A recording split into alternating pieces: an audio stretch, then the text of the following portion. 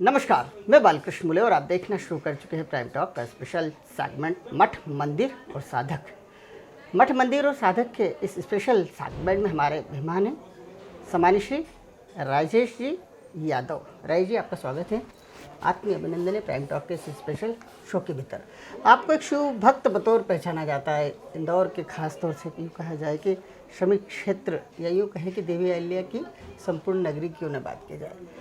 आप इस भक्ति मार्ग पर कब से चले हैं, कैसे चले हैं? आपके द्वारा निर्मित किया गया अमरेश्वर महादेव का आयोजन अब जो है देवी अहिल्या की नगरी में काफ़ी जाना पहचाना जा रहा है। आखिर इसकी शुरुआत कैसे हुई थी? आपके गुरुजी को ने आपको किस तरह का मार्गदर्शन मिला हुआ है? पहले तो मैं आपका बहुत स्वागत करता हूं अमरेश्वर महादेव परिवार में। धन्यवाद धन्यवाद। है ना मुले जी। और ये एक परिवार मेरा परिवार नहीं है, बिल्कुल सही कहा, क्योंकि मेरा मानना है कि शंकर भगवान भोलेनाथ सबके हैं। बिल्कुल सही कहा।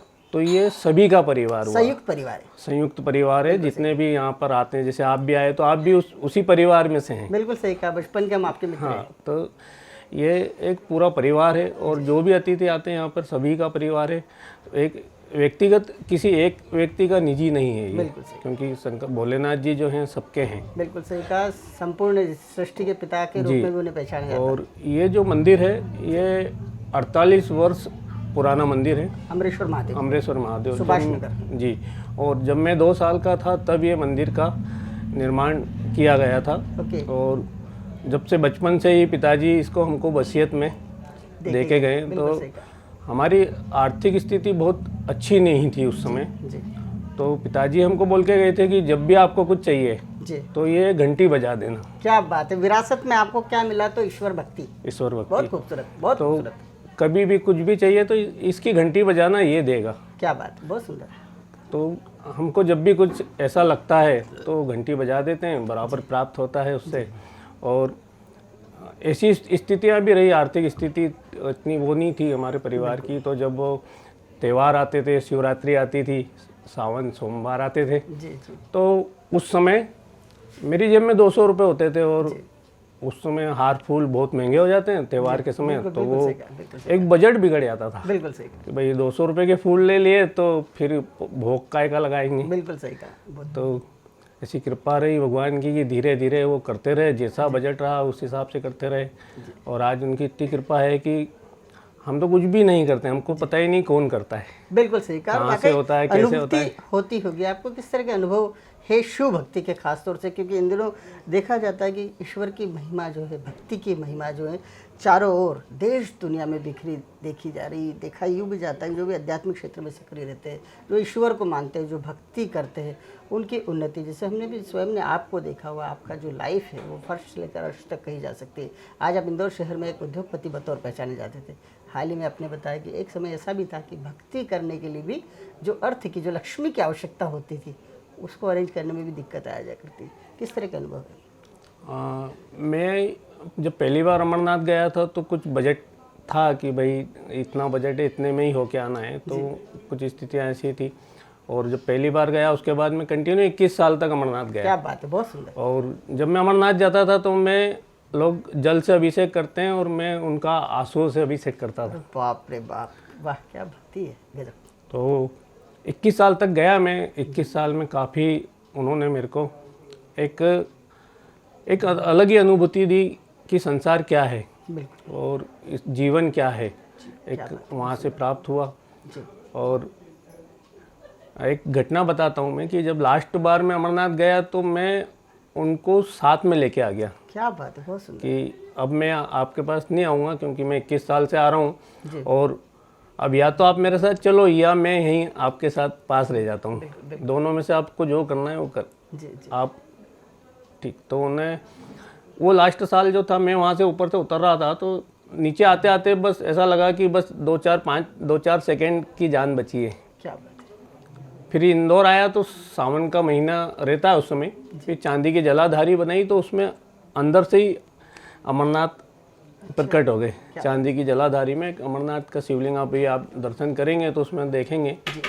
और गुरुजी का इतना ये सब भगवान की भक्ति, भोलेनाथ की कृपा से गुरुजी अचानक उनकी कृपा से वो हेच के लिया है और गुरुजी का सानिध्य ऐसा प्राप्त हुआ कि जो कमी थी उसमें मार्गदर्शन की तो वो 15 साल से गुरुजी की कंटिन्यू वो कृपा रही।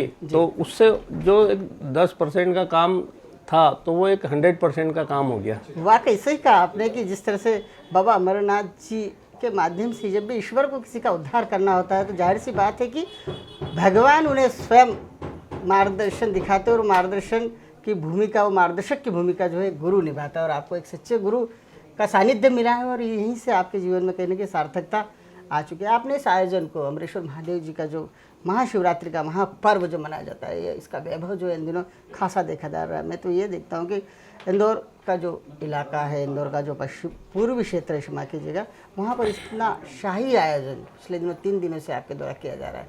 किस तरह का आयोजन है, किस तरह लोग जुटते हैं इसमें?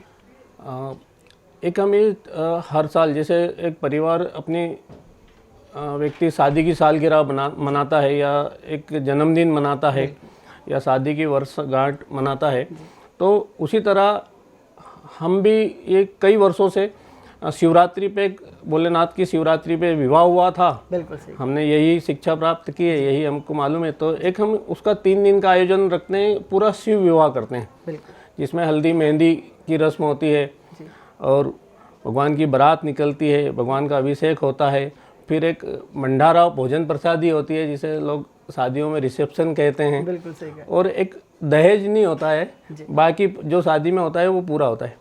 तो जैसे किसी परिवार में अगर 2 बच्चे हैं तो वो जीवन में 2 बार ही परिवार में एक शादी का आनंद ले पाएंगे। बिल्कुल सही कहा।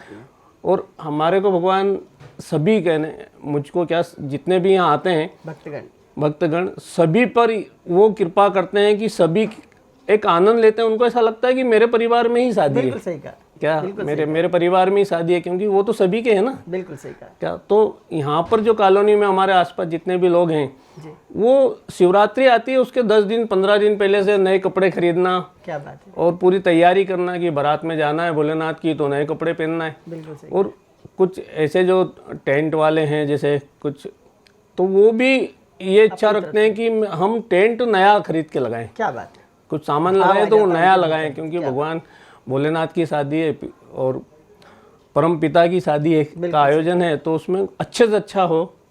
और एक वो सोच रहती है सभी की कि जो हम खाते हैं उससे अच्छा खिलाएं। बिल्कुल सही कहा। क्या तो वो पूरी सोच रहती है, क्योंकि जो हम खा रहे हैं वही सभी को भोजन प्राप्त होना चाहिए, उसमें कोई भेदभाव नहीं होना चाहिए। आपकी जो प्रसादी होती है, महाप्रसादी जिसे देखते हैं, उसमें काफ़ी खूब सारे व्यंजन बनाए जाते हैं, कई बार 50 का आंकड़ा भी पार हो जाता है। आखिर ये सोच, ये प्रेरणा, ये कहाँ से आपको आती है कि नहीं भगवान की शादी के बाद जो भोज होगा वो इस तरह का आयोजन होगा? राजेश जी, व्यंजनों की बात की जाए और व्यंजनों की जो क्वालिटी जो होती है, उसकी जो खुशबू होती है, उसका जो स्वाद होता है, उसका भी काफ़ी ख्याल रखा जाता है। कितने प्रकार के व्यंजन बनाए जाते हैं, किस तरह हलवाई जुटाए जाते हैं और किस तरह इस कार्य को बहुत ही आला दर्जे का बनाया जाता है आपके द्वारा, कैसे संभव हो पाता है सब? ये तो क्या होता है कि जिसकी शादी है जी, और जिसकी शादी का ये पूरा कार्यक्रम चल रहा है जी, उसके अलावा कोई नहीं कर सकता। बिल्कुल सही कहा।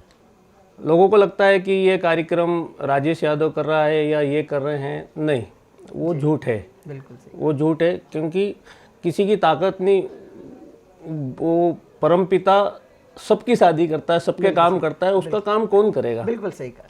अपन तो कुछ भी नहीं है उसका काम करने के लिए, उसके कार्य करने के लिए, एक बाल बराबर भी कार्य अपन उसका कुछ नहीं कर सकते। फिर भी आपके मन में भाव कहाँ से आता है कि इस बार जो विवाह के उपरांत जो भोज होगा उसमें ये मेनू रहेगा? क्योंकि एक व्यक्ति, हम सामान्य व्यक्ति जो परिवारों के लोग हैं, वो जब अपने परिवार में कोई विवाह समारोह करते हैं तो उसका मेनू डिसाइड करते हैं, और आप भोले के विवाह के पश्चात उनके आने वाले भक्तों को जो भोजन कराते हैं उसका मेनू डिसाइड करते हैं, उसमें कई बार सैकड़ा भर तक आपके व्यंजनों की सूची पहुंच जाती है। वो कैसे संभव कर पाते हैं? मैं आपको एक जानकारी दूं कि मैं अमरनाथ में जो लंगर लगता है जी, वो शिव शक्ति सेवा मंडल बुलडाडा, पंजाब में एक जगह है, उन्होंने सबसे पहले अमरनाथ में लंगर लगाया था।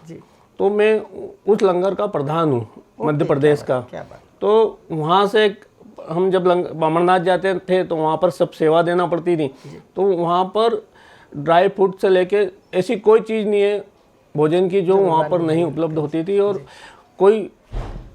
कई व्यंजन यानी इतने कि व्यक्ति 56 तरह की मिठाई और जो नई आती है और आसपास हम जो दूसरे लंगर लगे हुए थे उनसे हम कंफर्म कर लेते हैं कि आज आपका मेनू क्या है, तो हम चेंज करके रखें। क्या बात। तो आपस में ऐसा डिस्कस हो जाता है कि आज का मेनू आपका ये रहेगा, तो हमारा ये रहेगा, कल हमारा ये रहेगा, तो आपका आप डिसाइड करो। तो वो ये इस तरीके से, तो वहाँ जो भक्त आते हैं उनको भी अलग अलग होता है। तो एक ये आनंद जो है वो भोजन में भी एक बहुत बड़ा आनंद है। बिल्कुल सही कहा। और भोजन को तो ब्रह्म ही कहा गया, अन्न ही ब्रह्म कहा गया। और उसको और ग्रहण करने के बाद इस जो पूरे धर्म के कार्य में, जी इस धर्म के कार्य में अगर प्रसाद ही अच्छी नहीं है जी जी और आपका भाव अच्छा नहीं है जी, तो फिर वो आयोजन का कोई मतलब नहीं है। आपके द्वारा किए जा रहे जो भंडारे हैं, जो भोजन के आयोजन है, उसमें कितने तरह के अभी तक के व्यंजन बनाए गए? जैसे अभी इस बार का जो मेनू है जी, इसमें भोलेनाथ जी को खीर बहुत पसंद है। बिल्कुल सही कहा। तो खीर तो हम हमेशा रखते ही हैं। जी क्या, खीर तो हमेशा रखते ही हैं। और आपका नमकीन में रखते हैं, है ना, पूड़ी होती है, पुलाव होता है। बिल्कुल। जो शादी में एक होता है, अब आजकल तो शादी में काफ़ी तरह के कुछ चाइनीज वगैरह ये भी आ गए, लेकिन हम देखते हैं कि ज़्यादा से ज़्यादा देसी व्यंजन रखें जो भगवान को पसंद है। भगवान की प्रियता का, व्यंजन प्रियता का ध्यान रखा जाता है। मीनू उन्हीं के हिसाब से तैयार होता है कि उनको क्या पसंद है। बिल्कुल सही कहा। बाकी राय जी, आपके चेहरे का जो आध्यात्मिक ग्लो है वो देखते ही बनता है, क्योंकि हमने तो आपको उस गर्दिश काल में भी देखा हुआ जब काफ़ी आप भक्ति के साथ साथ अपनी कार्मिक संघर्ष के साथ में अपने जीवन को आगे बढ़ा रहे थे।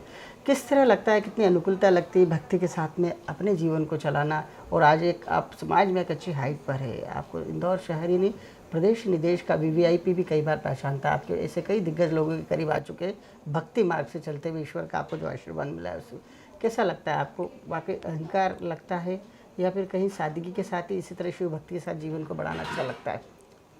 गुरु जी की कृपा से जो भी शिक्षा मिली है जी, उसमें गुरु जी ने सारी शिक्षा में जो भी हमको बताया है कि हम जीरो हैं। जी, क्या बात है। अगर हम हमेशा 24 घंटे अपने आप को जीरो पे रखेंगे, क्या बात है, तो ही एक आनंद ले पाएंगे। बिल्कुल सही कहा। अगर जीरो से ऊपर जाएंगे जी, तो जीरो से जो ऊपर जाता है फिर वो ऊपर ही रह जाता है। वाकई राय जी, आपसे जब आज चर्चा कर रहा हूँ मैं, तो मुझे भी ऐसा लग रहा है कि राजेश यादव जी वो युवा नहीं बचे कि हर किसी के पीछे चल जाए। वो केवल गुरु के मार्गदर्शन में अपने जीवन को बाबा अमरनाथ की भक्ति में, बाबा शिव की भक्ति में, बाबा अमरेश्वर महादेव जी की भक्ति में लीन रखना चाहते हैं। और उनकी जो आध्यात्मिक गहराई है आज जो मुझे भी पता चली, मैं बड़ा कृतज्ञ हूँ आप जैसे शिव भक्त से आज चर्चा हो पाई। आपका बहुत बहुत हृदय से धन्यवाद। नमस्कार।